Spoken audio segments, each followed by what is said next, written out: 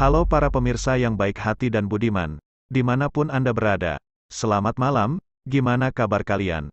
Jumpa lagi di channel yang susah banget buat rame. Sebuah film yang berjudul Nobody 2021 akan sedikit kita bahas kali ini, yang mana menceritakan tentang seorang pensiunan, yang bernama Hutch Mansell. Bob Odenkirk, dahulu dikenal sebagai orang yang paling berbahaya di Pentagon. Ia bahkan dijuluki Lone Wolf, hingga akhirnya ia memilih pensiun dan mengantongi masa lalunya yang kelam dan penuh kekerasan, beralih menjalani kehidupan orang normal sebagai seorang suami dan ayah dari putra-putrinya. Namun ada sebuah kejadian yang memaksa dirinya harus berurusan kembali dengan dunia gelapnya. Bagaimanakah kisahnya? Yuk kita simak sedikit.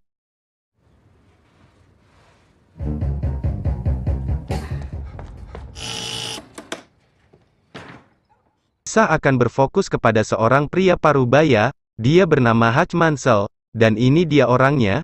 Beliau merupakan sosok ayah sekaligus sebagai kepala rumah tangga bagi istri dan anak-anaknya. Mansell sendiri bekerja di sebuah perusahaan kecil milik mertuanya, sebagai seorang administrasi, yang mana hari-hariannya diisi dengan rutinitas yang begitu monoton, dan begitu-begitu saja, tanpa ada sesuatu yang beradrenalin dan memiliki tantangan.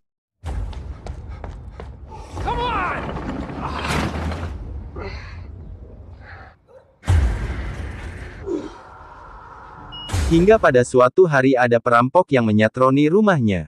Mansell memergoki kedua pencuri tersebut, namun karena suatu alasan tertentu, Mansell pun membiarkan kedua pencuri tersebut mengambil apa yang ia inginkan dan beberapa uang receh yang Hutch simpan di dekat TV. Namun tanpa diduga anak sulung Mansell berhasil menyergap salah satu perampok. Dan perampok yang satunya pun teralihkan perhatiannya. Kita akan melihat Mansell memegang sebuah tongkat golf dan berniat ingin memukulnya.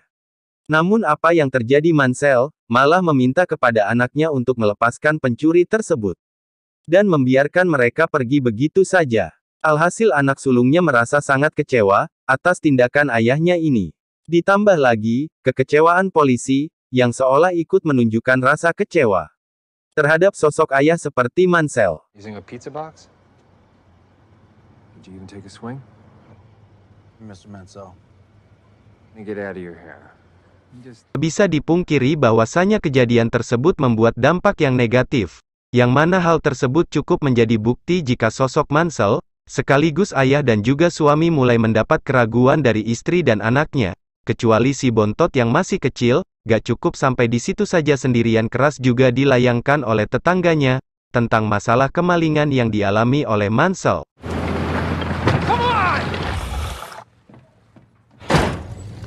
Hey. Could use the extras. Pretty cool, huh? Mansell tentunya tidak akan diam begitu saja.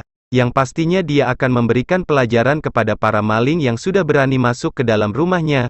Tak hanya sampai di situ. Setelah sampai di tempat kerja, Mansell juga mendapat perlakuan yang kurang menyenangkan dari adik ipar yang bernama Charlie, yang mana dia memberikan senjata kepada Mansell untuk berjaga-jaga.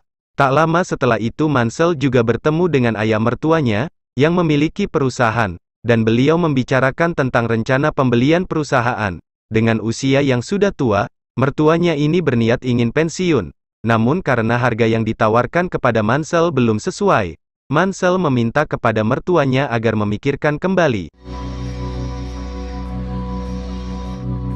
Di luar kepenatan dan rutinitas yang dilakukan Mansell, Mansell ternyata memiliki sebuah radio khusus di dalam kantornya, di mana nampaknya dia sering berbicara kepada seseorang yang nampaknya teman lama Mansell, dan ini menjadi sebuah pertanyaan misterius. Siapakah sosok Mansell yang sesungguhnya, dan apa maksud percakapan Mansell dengan orang di radio? Scared. Special.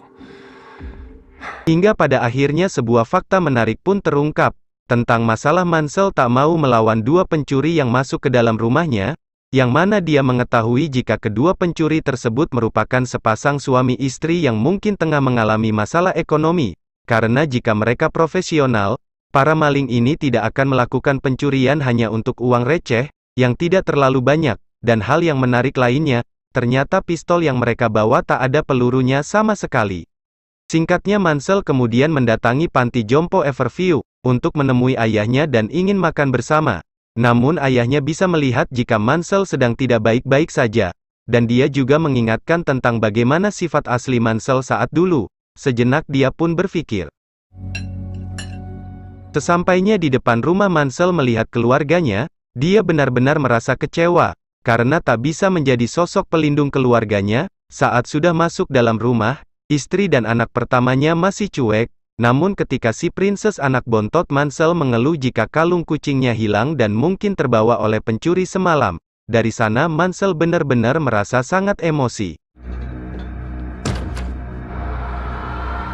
Mansell bergegas datang ke panti jompo tempat ayahnya tinggal, untuk mengambil perkakas, pistol, tanda pengenal FBI dan sejumlah uang yang akan dia gunakan. Dengan petunjuk sebuah tato yang Mansell lihat pada lengan pencuri, Mansell berniat ingin mencari kedua pencuri tersebut, dan mengambil kembali gelang kucing milik si bontot.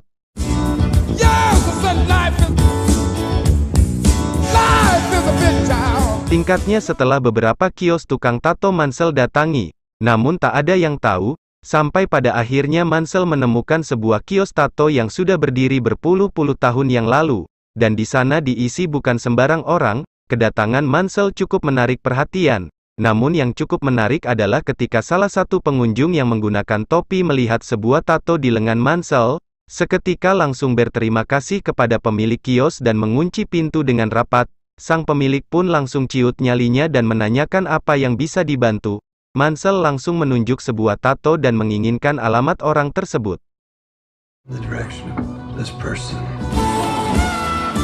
Tak ingin membuang waktu, Mansell pun sudah terlihat berada di rumah pencuri tersebut dan layaknya Undertaker datang dengan tiba-tiba dan langsung meminta gelang kucing milik putri bungsunya.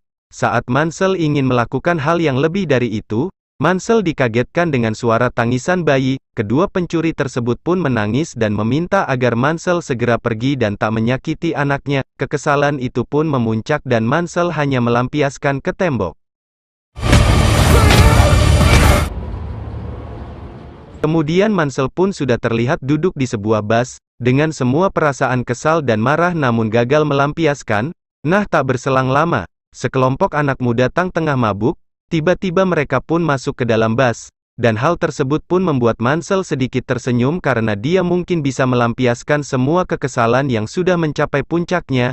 Ketika para penumpang ketakutan karena kedatangan sekelompok tukang mabuk, Mansell dengan santainya melewati mereka dan meminta supir untuk turun, dan Mansell kemudian mengunci rapat-rapat pintu bus, dan menghajar para pemuda pemabuk itu satu persatu dengan begitu sangat brutal.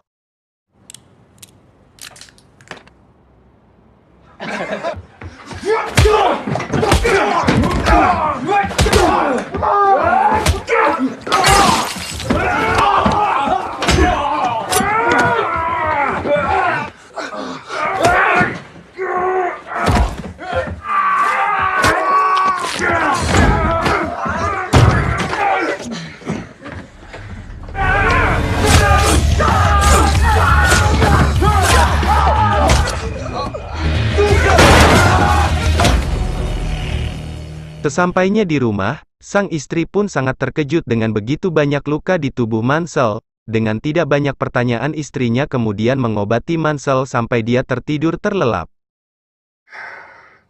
Tonight. Yes, I don't. You seem so far away.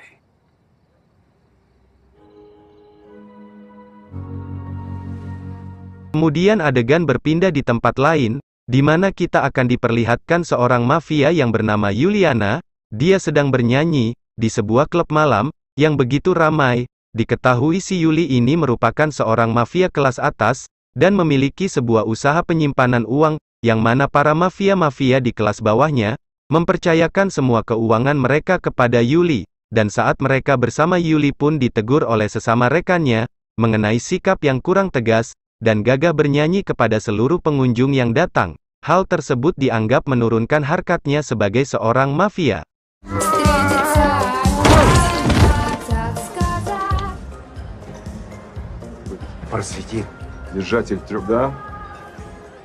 Tingkatnya Julian mengetahui jika adiknya masuk rumah sakit, dan melihat kondisinya yang begitu sangat memprihatinkan, Julian kemudian mendatangi para pengawal adiknya yang ikut dirawat di rumah sakit tersebut, dan dia begitu sangat marah terhadap salah satu pengawal adiknya, setelah mengetahui, jika mereka berlima dihajar hingga babak belur haya oleh satu orang. Tak lama salah satu dari pengawal adiknya memberikan sebuah kartu nama, tempat di mana Mansell bekerja. How can I find this man? Di tempat lain terlihat Mansell tengah berbincang dengan anak sulungnya, tentang masalah pencuri yang masuk ke dalam rumahnya. Tak lama setelah itu istrinya dan juga Princess Bontotnya, memulai sarapan pagi mereka. Nah tiba-tiba telepon pun berdering, dan ternyata itu dari teman Mansell. Dia memberitahu jika dia berurusan dengan mafia Rusia yang bernama Yulian. Dia juga meminta kepada Mansell agar mampir di sebuah barber shop potong rambut. Mansell sedikit memikirkan apa yang dibicarakan temannya, karena memang penasaran sepulang dari pekerjaan. Mansell kemudian menyempatkan untuk mampir di tempat yang diberitahu temannya. Sesampainya di sana dia lalu diberi sebuah info lengkap tentang Yuliana. Funded sociopath. He's a bad guy. Anything good? Fuck if I know. Yulian berhasil menemukan ayah Mansell, yang tinggal di pantai Jompo Everview. Melalui informannya. Namun hal tersebut masih belum cukup bagi Yulian, kemudian informan tersebut meminta bantuan kepada seorang teman di Pentagon. Dari sanalah diketahui jika Mansell merupakan seorang agen yang tak akan pernah habis masa jabatannya. Informan tersebut lalu berhenti bekerja untuk Yulian. Setelah mengetahui Mansell adalah seseorang yang paling ditakuti, Yulian kemudian mengirimkan pasukan lengkap dengan persenjataan. Di tempat lain terlihat Mansell beserta keluarga yang sudah bersiap-siap ingin makan malam. Sebuah hal mengejutkan, Mansell pun mengetahui kedatangan para orang suruhan Yulian. Dan dia bergegas meminta kepada istri dan anak-anaknya agar segera ke ruang bawah tanah. Dan Mansell kemudian menghajar mereka dengan sangat profesional.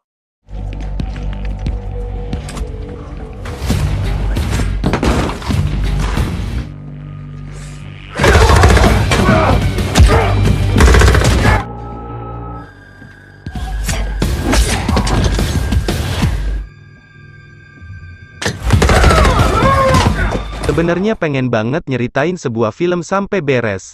Namun apalah dayaku yang memakai handphone kentang RAM 2 gram B. Kalian jika pasti bisa merasakan jika sebagai tukang edit. Tapi gak apa-apa, mungkin sebagian orang tidak tahu. Jadi permusuhan antara Yulian dan juga Mansell semakin memanas. Ketika Yulian tahu jika Mansell telah membakar semua aset-aset milik Yulian. Namun pada akhirnya Yulian harus tewas di tangan Mansell dengan sangat memprihatinkan. Dan film pun berakhir. Enjoying your meal? Like this.